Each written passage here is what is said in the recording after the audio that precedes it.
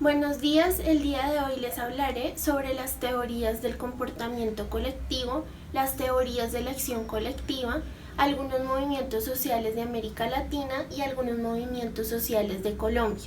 Para empezar la parte de las teorías del comportamiento colectivo y de la acción colectiva, es importante decir que estas se organizan de forma voluntaria, tienen un objetivo común, metas para alcanzar y se configuran por personas que comparten intereses, en este caso de descontento social, y esto es lo que hace que se originen las acciones movilizadoras.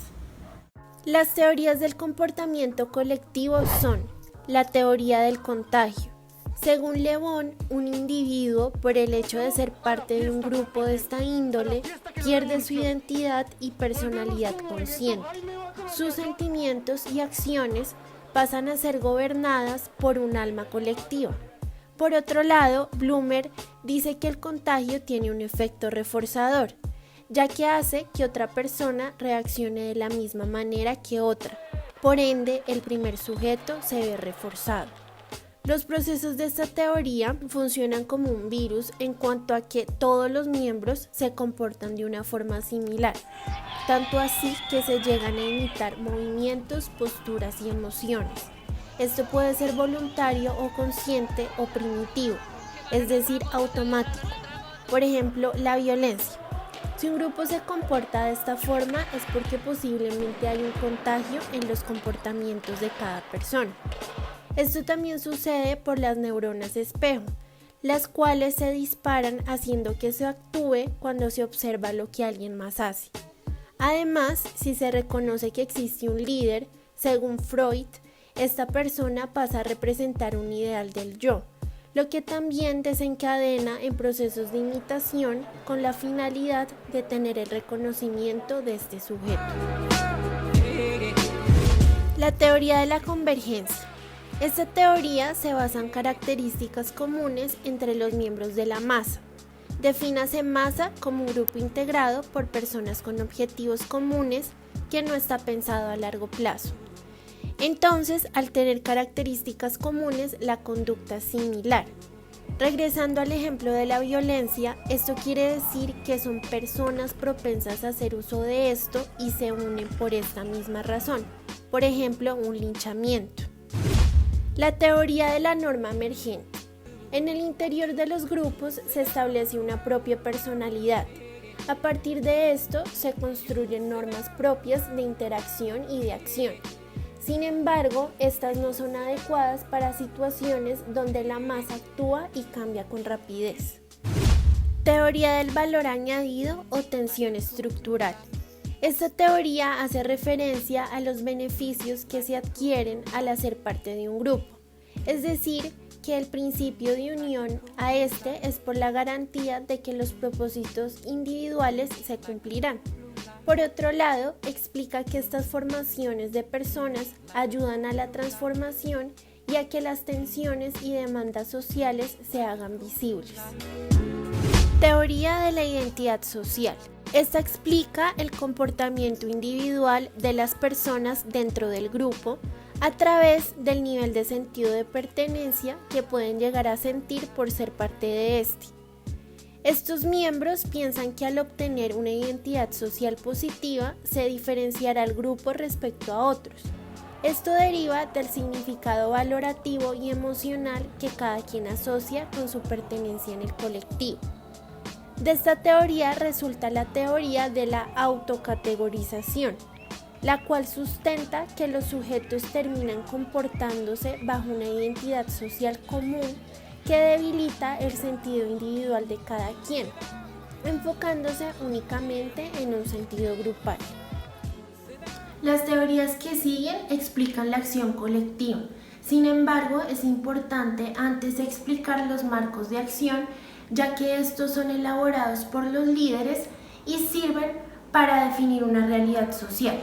El primer marco es el marco de diagnóstico. Este define los hechos sociales como problemáticos e identifica a los responsables de estos. Este se divide en dos, en el marco de identidad que define a los perjudicados y en el marco de injusticia que establece a los responsables. El segundo marco es el marco de pronóstico. Construye ideas para solucionar los problemas. Y el tercer marco es el marco de motivación, el cual persuade a los seguidores a través de las razones que los debe llevar a la movilización y se divide en el marco de eficacia y en el marco de costo-beneficio. Las teorías de la acción colectiva se organizan en 3 niveles de análisis.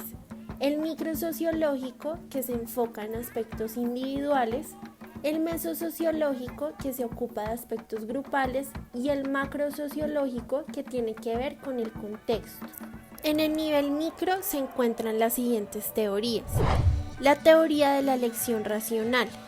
Esta explica que las decisiones individuales por pertenecer a un grupo de esta índole son por la obtención de beneficios personales, lo cual hace que personas con situaciones similares se unan para adquirir un bien común y gozos por la participación social.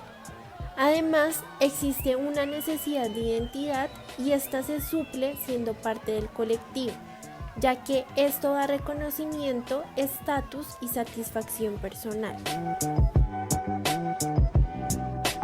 La teoría de la identidad. Esta teoría sustenta la idea de que las personas, al sentirse vinculadas en un colectivo determinado, refuerzan su propia identidad a través de la identidad colectiva. Además, esta atribuye significado a los hechos sociales por parte de los miembros del grupo. La teoría de la sociología creativa. Esta hace referencia a que el individuo crea su propia realidad a partir de la interacción con otros, por lo cual la acción social se entiende desde la perspectiva de los participantes a través de la socialización y comunicación. Por último, en este nivel está la teoría de la construcción social de la protesta.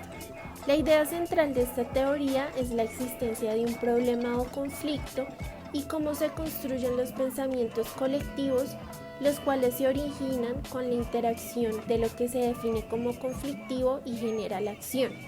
Asimismo, esta se da en 3 sentidos, los cuales son: el sistema pierde legitimidad, los afectados salen del aletargamiento, superando la resignación y exigiendo cambios, y se genera un nuevo sentido de eficacia gracias a los logros obtenidos.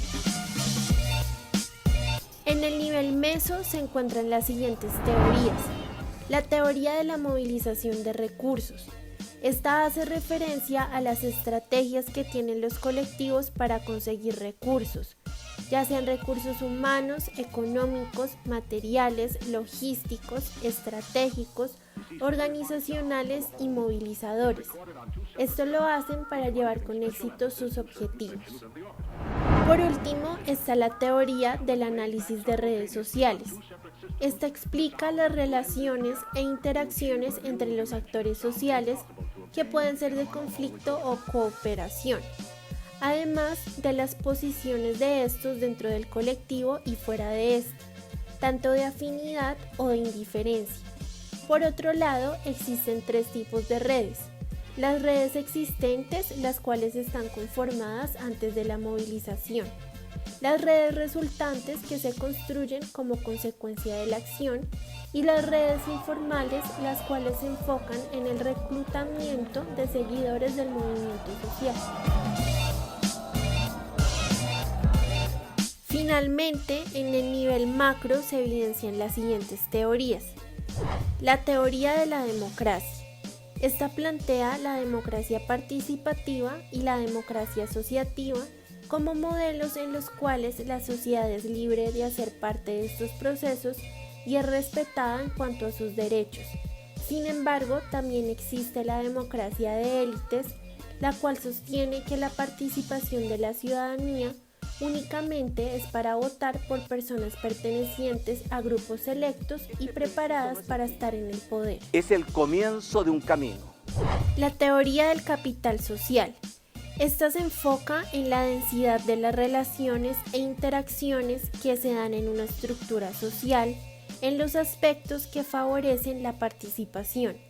Además, se centra en la interacción social y en el análisis de redes. Teoría de los nuevos movimientos sociales. Hace referencia a las nuevas pautas de acción política, a las motivaciones, a las estructuras organizativas y a las bases de apoyo.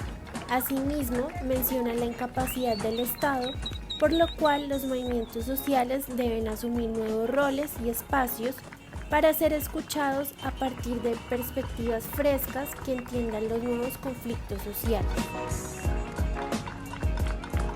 Y está la teoría del proceso político. Es el análisis de la acción donde el Estado es el actor central.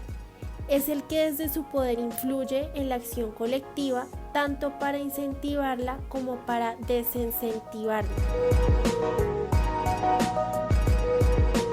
Movimientos sociales latinoamericanos. Para empezar, es importante tener en cuenta que aunque el desarrollo de los movimientos sociales en el continente ha sido histórico, el movimiento de la marea rosa de finales de los años 90 se destaca en la modernidad como respuesta al modelo capitalista neoliberal, a la división entre países centrales, semiperiféricos y periféricos, y a la intención de unir América Latina frente a las imposiciones de otros países.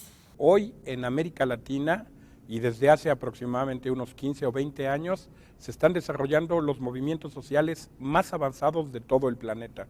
Yo creo que no es una casualidad que en América Latina los movimientos sociales han sido capaces de derrocar gobiernos nacionales, como sucedió por ejemplo en Argentina, en Bolivia, en Ecuador. El movimiento obrero. Se dice que en sus inicios tuvo una fuerte influencia anarquista por la migración de europeos a finales del siglo XIX, ya que estos se dirigieron principalmente a zonas urbanas. Además, la industrialización propició un ambiente de descontento en varios sectores por las condiciones precarias. En esta época se organizaron huelgas laborales, como es el caso de Brasil en 1917, Argentina en 1918 y Perú en 1919. Se crearon organizaciones como el Partido Obrero Socialista de Chile en 1912 y la Federación Sindical de Trabajadores Mineros de Bolivia. Sin embargo, a raíz de las respuestas de los trabajadores organizados, se presentaron hechos en los que perpetuó la violencia, como es el caso de la masacre de las bananeras en Colombia el 5 y 6 de diciembre de 1928, desarrollada en Ciénaga Magdalena, la cual dejó asesinados a aproximadamente 1.800 trabajadores de la United Fruit Company, o la Semana Trágica en 1919, desarrollada en Argentina, que dejó aproximadamente a 700 trabajadores muertos y desaparecidos de Talleres Bacena. En 1996 se crea el movimiento de los piqueteros, conformado por trabajadores desempleados de Argentina, el cual fue liderado por mujeres. Para tener en cuenta el siglo XXI está la consolidación de un movimiento nacional de vendedores informales de El Salvador, sobre todo de aquellos dedicados a la venta de DVDs piratas. El movimiento campesino. Históricamente, el campesinado de América Latina ha estado sometido a condiciones precarias. Por esta razón, ha tenido que organizarse en movimientos como el Movimiento Revolucionario Boliviano, el cual, a través de campesinos y mineros, luchaba por una reforma agraria. Posteriormente, el Movimiento al Socialismo, fundado en 1987 por Evo Morales y otros cocaleros. Esta fue otra forma organizativa que pretendía luchar en contra de los intentos del gobierno de Bolivia y de Estados Unidos por suprimir el cultivo y la venta de hojas de coca. Por otro lado, en Guatemala, el movimiento campesino alcanzó una victoria significativa en 1952, que hasta la actualidad ha sido importante para el desarrollo de múltiples colectivos como el Movimiento Campesino Independiente, la Central Nacional Campesina, entre otros. El movimiento indígena. América Latina es un territorio conformado por diversos pueblos indígenas que han sido protagonistas de diferentes luchas sociales por las malas condiciones perpetuadas hacia estos desde la conquista de América. Por destacar está el zapatismo, que inicia su levantamiento armado contra el gobierno mexicano en 1994. Este se postula bajo un nuevo orden político y democrático basado en la autonomía indígena. Lo novedoso de este movimiento fue el uso de los medios de comunicación. En la actualidad, el neozapatismo sigue trabajando en pro de los derechos de los pueblos, fortaleciendo las relaciones con la sociedad civil. Seguido a esto, en Ecuador en 1986 se dio origen a la Confederación de Nacionalidades Indígenas del Ecuador. Es importante recalcar a los pueblos Cuna y Engobe de Panamá, puesto que han librado varias batallas en contra de empresas de turismo para proteger sus tierras.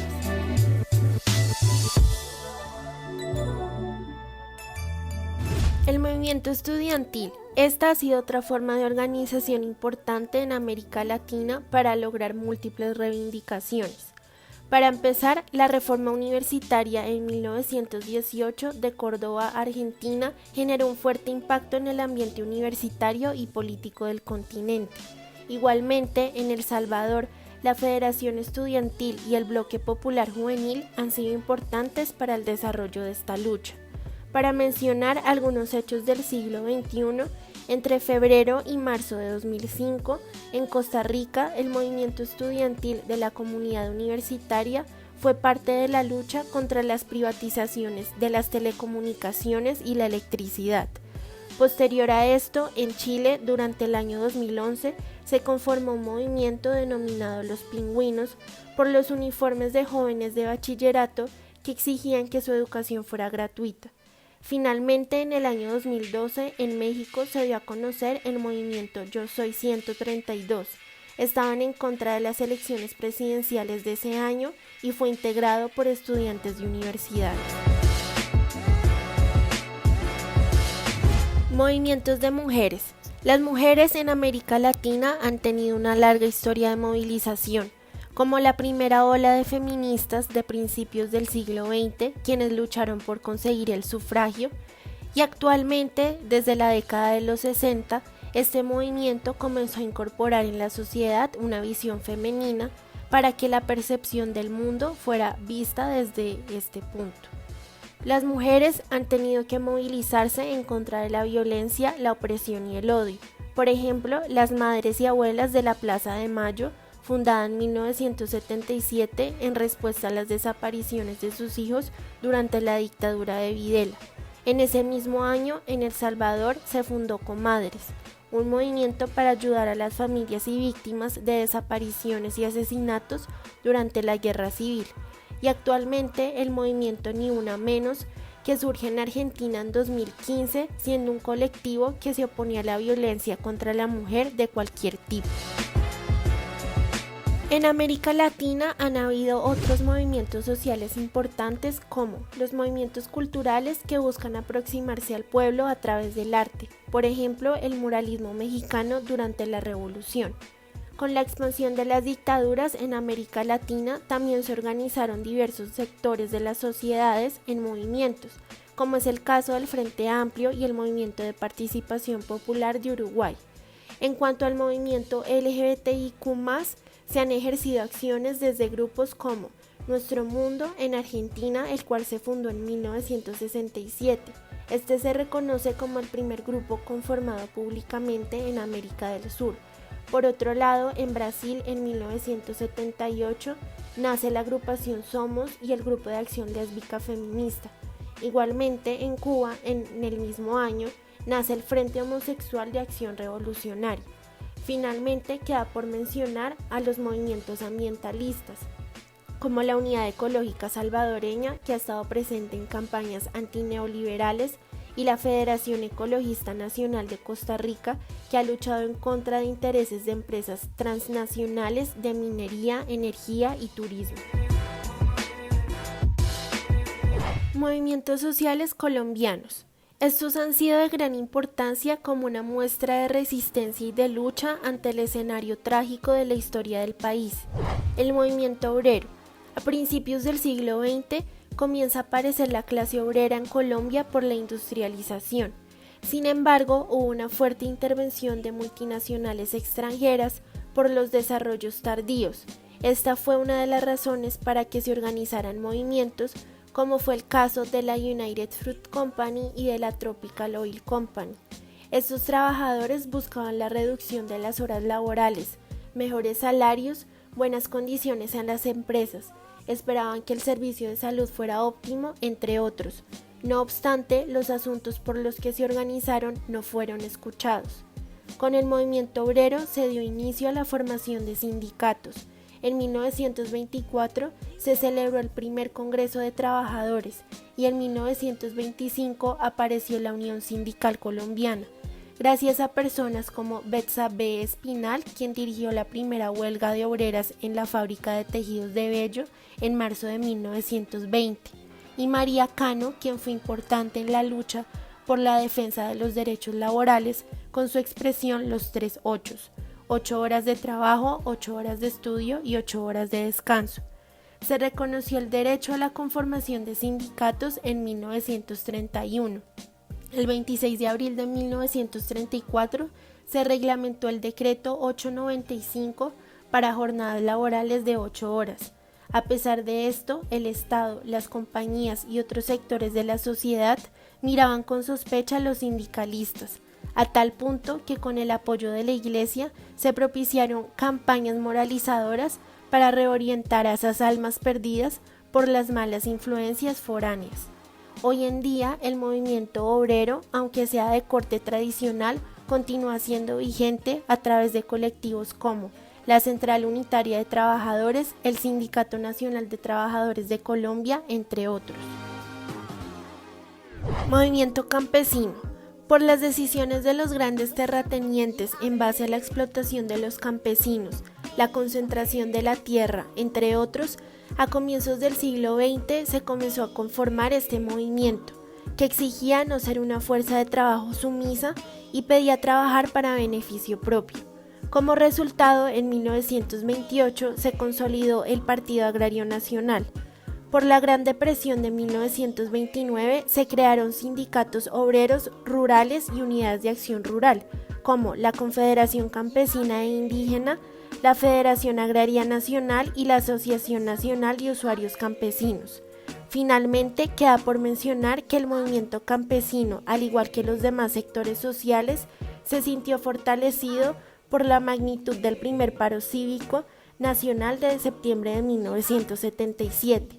Algunas organizaciones actuales de este movimiento son la Asociación Nacional de Mujeres Campesinas, Negras e Indígenas de Colombia, la Asociación Nacional de Zonas de Reserva Campesinas y la Federación Nacional Sindical Unitaria Agropecuaria. El movimiento indígena. Este ha tenido una larga trayectoria desde la época de la conquista española. Su surgimiento se explica por una crisis de representación política, una crisis de participación y una crisis de legitimidad. Es importante destacar que cuando se creó el departamento del Valle del Cauca, se impusieron medidas que restringían el cultivo por parte de los indígenas.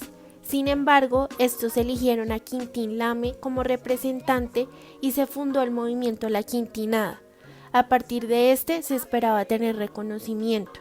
A finales de 1914, Lame y sus partidarios se apoderaron de sus antiguas tierras, pero tuvieron que crear la primera guerrilla indígena de Colombia. A través de esta, defendieron sus territorios y condujeron movilizaciones. Para 1963, varios líderes de los pueblos Guambiano y Nasa conformaron el Sindicato del Oriente Caucano, pero por la falta de respuesta estatal hacia sus organizaciones, en 1971 se construye el CRIC, Consejo Regional Indígena del Cauca. Desde este momento su movilización se hizo más visible y se recuperaron más de 5.000 hectáreas de tierra. Con la Constitución Política de 1991 se fundó la Alianza Social Indígena. En 1993 el Movimiento Indígena Colombiano. En 1994 el Movimiento Autoridades Indígenas de Colombia. Igualmente, con el tiempo se siguieron configurando más organizaciones como la Organización Nacional Indígena de Colombia, la Organización Indígena de Antioquia y otras. A través de estos se organizó la Guardia Indígena como un grupo no armado que defiende los derechos de los pueblos indígenas y su autonomía. Finalmente, de acuerdo con la UNIC, existen 102 pueblos indígenas en Colombia, pero solo 82 son reconocidos por el gobierno colombiano. El movimiento estudiantil. El inicio de este data aproximadamente desde el siglo XX, cuando se hacen visibles actores de la clase media, entre ellos universitarios. Para los años 20, el movimiento estudiantil aparece con más fuerza por las condiciones educativas del momento, la alfabetización, la limitada oferta de educación, entre otros. La respuesta fue la creación de la Federación Nacional de Estudiantes en 1922. Tiempo después, con la dictadura de Rojas Pinilla, el 8 de junio de 1954, un estudiante de medicina es asesinado. Al otro día realizan una marcha fúnebre. Sin embargo, el saldo fue de 10 muertos. La resistencia continúa con la conformación de la Federación Universitaria Colombiana y la Federación de Estudiantes Colombianos. En 1959, el gobierno decreta el alza al transporte público. Grupos de estudiantes y obreros salen a protestar y se da origen al movimiento obrero y estudiantil y campesino MOEC. Finalmente, es importante mencionar que la lucha del movimiento estudiantil ha sido constante durante la historia de Colombia. Movimientos organizados por el conflicto. Movice. El movimiento de víctimas de crímenes de Estado se encarga de atender casos en los que agentes estatales, como la policía, el SMAT o el ejército, o particulares como los grupos paramilitares, violan de cualquier forma los derechos humanos de los colombianos. Los crímenes de Estado pueden ser asesinato, exterminio, desaparición forzada, desplazamiento forzado, persecuciones contra cualquier población civil, entre otros. Asociación Caminos de Esperanza, Madres de la Candelaria. Este es un movimiento de mujeres que se reúne todos los viernes a las 2 de la tarde frente al atrio de la iglesia Nuestra Señora de la Candelaria en Medellín para reclamar al gobierno colombiano justicia y verdad sobre sus familiares desaparecidos por actores del conflicto armado.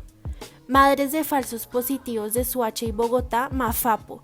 Tras el asesinato de 19 jóvenes, presentados como guerrilleros muertos en combate y aparecidos en Ocaña, sus madres y familiares se organizaron en este movimiento. Desde 2008 empezaron a reunirse en la plaza central de Soacha y a hacerse escuchar. Sin embargo, el sistema judicial no ha querido hacerse cargo del caso. Es el tesoro que me queda y el recuerdo que nadie nunca me podrá arrancar ese recuerdo de mi niño como él era. Movimiento LGBTIQ+. En Colombia el surgimiento de este movimiento ha sido muy complicado por el corte conservador del país. Es por esto que el proceso de construcción ha sido lento. Algunas de sus demandas han sido la exigencia de equidad frente a la sociedad heterosexual. Se dice que los Felipitos fue uno de los primeros grupos pertenecientes a esta comunidad.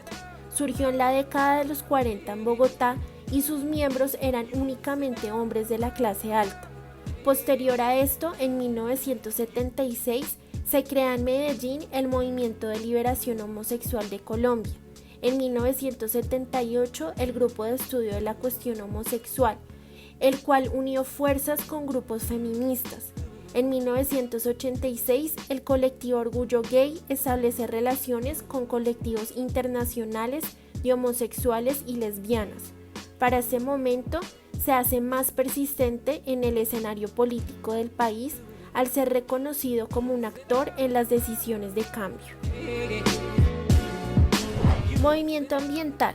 Este ha sido importante para la defensa de la naturaleza en Colombia, como el Movimiento Nacional Ambiental, el cual promueve la defensa del agua, la vida y lucha en contra de proyectos mineros, petroleros e hidroeléctricos a través de herramientas jurídicas de incidencia política, movilización, educación popular, entre otros.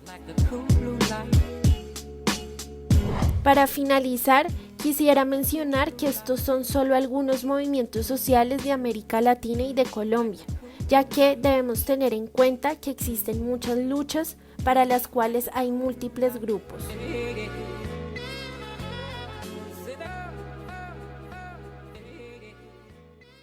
Como reflexión, quisiera decir que el trabajo social se articula con los movimientos sociales por las dinámicas que suceden en su interior, las acciones de estos, pero sobre todo por el estudio del contexto, es decir, el detonante de las decisiones de organización y movilización, en cuanto a las violaciones de derechos humanos, la precarización económica, social, política, cultural, el olvido del Estado, entre otros. Y también cómo desde el trabajo social podemos trabajar conjuntamente con los movimientos, no solo en la observación, sino también en la solución de las inconformidades de estos grupos y en la defensa de los mismos. En conclusión, siendo el trabajo social una profesión disciplina que busca transformar al individuo desde múltiples ámbitos, los movimientos sociales tienen su origen en lo mismo, en el cambio, para que los sujetos logren finalmente vivir con dignidad y respeto en sus diversas formas de vida, de relacionarse y de ser en el mundo.